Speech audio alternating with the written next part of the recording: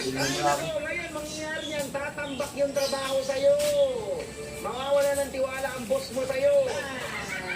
Parang ano, parang halimbawa, ikaw, sabihin na lang natin kasambahay ka, pag tumambak yung ano, yung ugasan mo sa bahay, delikado na yan.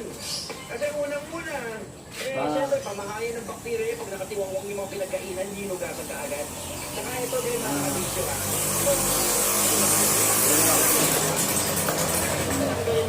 Hugasan mo muna yung kutsara, yung tinidor, yung baso, yung tasa. Dapat importante siyempre yung sponge na gagamitin natin ay malinis. Kasi yung sponge, kung hindi masyadong malinis yung sponge mo, yan ay magiging suction ng mga bakterya yan. Ang mangyayari siya, baka naku, magkasakit pa eh. O, di ba? So, laging tandaan, boys ha, dapat malinis ang sponge na gagamitin para makasigurado ka na matanggal yung bakterya sa mga kubyertos. Itong gamitin Ano mo. to, 19 ano to? Washing paste man yan o liquid. Ayaw ayusin kasi yung Tanggal galing ang bakterya. sulat. Smart dishwashing. 1995? Oo, ate, kaya natin. Siyempre, gawa yan ng ACS. Ayan, o ano ba yan? 19 ano yan? 1985, 98. Kanina hindi ako kumuha ng mga pakilamera. Kasi medyo gawin sa oras na namin sinabi dami kong pinag-isip. Tawag kayo 8326171 sa mga gustong makialam sa issue na pinag-usapan natin kanina. Ang una natin pinag-usapan kanina ay tungkol dun sa pahayag ni Senator Ralph Recto. Ang sabi niya maaaring manalo tayo sa war on drugs. Malaki itong anak ni Ani. Hindi Kung ito ang taong maliliit. bayan ay walang tiwala sa Kasi pulis. yung unang anak niya, isang irihan niya na ngayon, no? Nakakadalawa hanggang 3 siya eh. Bago may labas lahat. Hindi ko makomprehende. Hindi mo maintindihan yung comprehend. Hindi, makikita naman yan kasi 21 rin. Comprehend mo na. Oo, naiintindihan ko na. Tingnan natin yung Pokeball natin kung may laman. Hello, good morning. Hello? Yes, good morning, boards. Ang pangalan mo? Ruby po. Ruby po!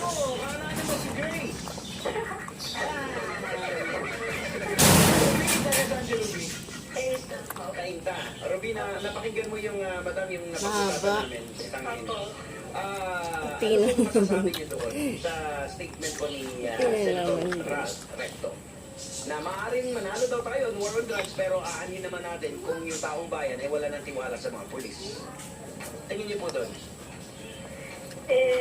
Nasa kanila naman po yun eh. Kanino po? Sa mga tao po. Oo. Tayo po yung tao.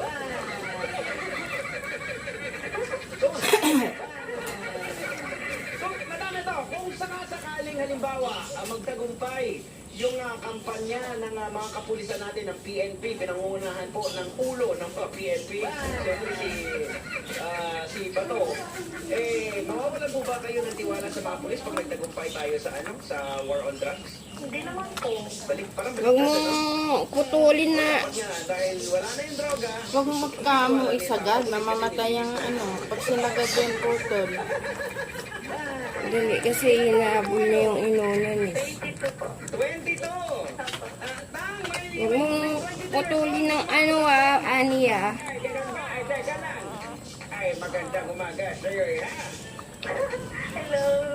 Anong pangalan mo nga ulit? Ayan. Ruby po. Hindi ko sabi mo lang. Napuputol na kasi may nangudot na eh. Una. Ay, Ruby ha. Ikaw ba'y Inunan yan eh. nagtatrabaho na o nag-aaral pa? Ayan. Ipapatay yung ina. Nag-a-apply po. Nag-apply? Opo. Ay, sige. Ano ba Hindi yung... pa kasi nagpuputol ng pusod eh. Marami po. Ay, marunong ka pa maglaban ng grip? Hoy, tangin nyo! Bakit ba? Gripig lang na! Tinatanaw ka lang grip. Hmm? Kumpira naman ang pangingin naman na. Oh, ibig sabihin wala na sa anak, kaya nang tatlo. Hindi, bawat isa may inunan. Bawat isang anak niya. Naka-dress po. Nakadress. Opo. Anong size ng bra mo? Hoy! Tangin nyo!